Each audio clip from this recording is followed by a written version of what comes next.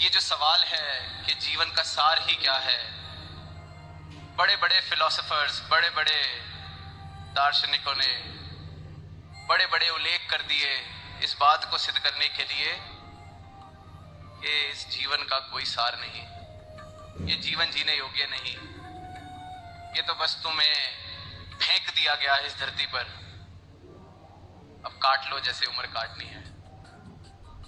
और जीवन का एकमात्र सार, जीवन को सार जिस चीज से मिलता है वो है प्रेम। और वो प्रेम कोई सौदेबाजी वाला प्रेम नहीं, वो प्रेम नहीं जिसे दुनिया प्रेम समझती है।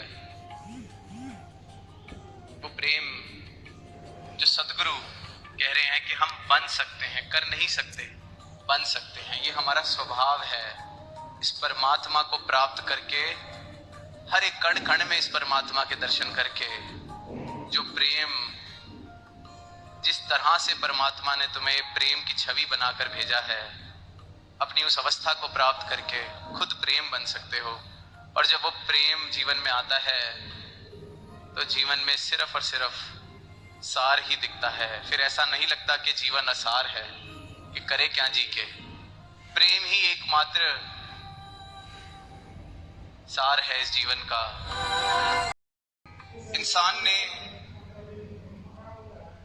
इस बात पर ही हार मान ली है कि सुकून जैसा कुछ प्राप्त भी हो सकता है, सुकून जैसा कुछ एग्जिस्ट भी करता है, होता भी है।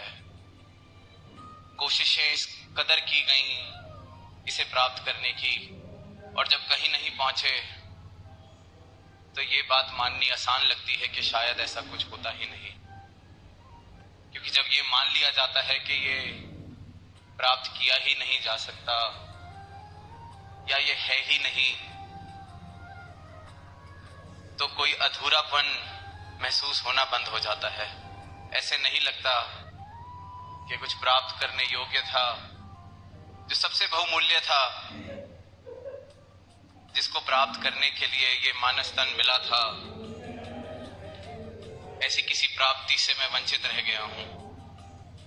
तो इंसान एक झूठा सुकून अपने आप को दे देता है, ये कह के, ये मान के कि ऐसा कुछ है ही नहीं।